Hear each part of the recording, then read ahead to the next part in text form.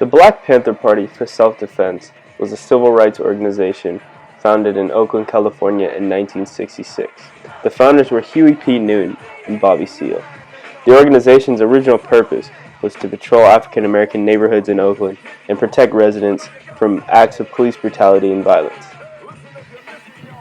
One of the founders of the Black Panther Party, Huey P. Newton, was a Marxist-Leninist political activist who advocated for not only African Americans' rights, but gender equality, LGBT rights, and other social political issues.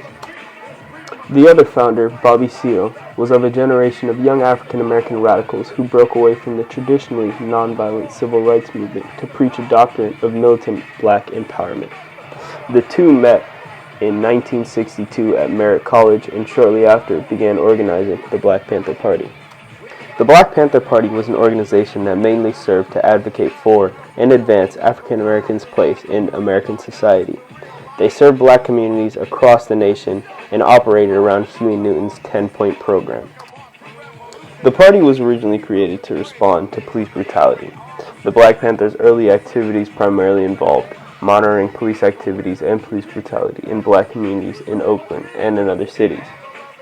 Although this was the original purpose of the party, it quickly expanded and became an organization advocating for social reforms. They campaigned for prison reform, held voter registration drives, developed free food programs, opened free health clinics, and created freedom schools in 9 cities, including the noteworthy Oakland Community School. Moreover, the Panthers' fight for the liberation of black people was not met without challenge. They faced resistance from ordinary people to local governments and organizations fighting against them, to the national government working towards their demise. The Black Panther Party across the country. They have 21 Panthers locked up in New York, and they're having grand jury investigations, subpoenaing other people to come up with new cases. On Friday, the Watts office of the Black Panther Party was bombed and demolished. Last week, the Des Moines office was bombed. This week, they raided the San Francisco office. And the federal government is issuing some type of order for grand jury indictment investigation of the Black Panther Party across the country. So we're aware that talking to us, they can't stop anything we're doing as a legitimate political organization dealing with the black people in the black community. So they come in and shoot us and shoot tear gas in our office and drag people off to jail like they've lost their minds. How do you anticipate this might affect the May 1st rally? I anticipate it will triple the people that come to the May 1st rally. Right on. Free Hewitt. Right on. So life is very tough, and a funny thing happened to all of us on the way to the grave. In 1968, the FBI's first director, J. Edgar Hoover, called the Black Panthers one of the nation's greatest threats to national security. And in 1969, the FBI declared the Black Panthers a communist organization and an enemy of the United States government. The FBI worked to weaken the Panthers by exploiting existing rivalries between black nationalist groups. They also worked to undermine and dismantle the free breakfast for children program and other community social programs instituted by the Black Panthers. Also, in 1969, Chicago police gunned down and killed Black Panther Party members Fred Hampton and Mark Clark, who were asleep in their apartment.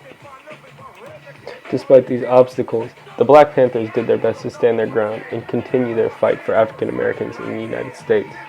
Unfortunately, in the 70s, the Panthers began to fall apart due to factionalism, with later allegations surfacing that the FBI under J. Edgar Hoover was clandestinely involved in the organization's unraveling. Key members left while Newton and Eldridge Cleaver, the party's Minister of Information, split ways. In spite of the Black Panther Party's untimely end, they are still one of the best and most inspiring civil rights groups in history. Its members confronted politicians, challenged police, and protected black citizens from brutality. The party's community service programs, called survival programs, provided food, clothing, transportation. Rather than integrating American society, members wanted to change it fundamentally. For them, Black Power was a global revolution. The Black Panther Party was a group of revolutionaries and political activists that saw flaws in society and wanted to change them. They took action and fought for what they thought was right and what they believed in, and did their best to make the world a better place.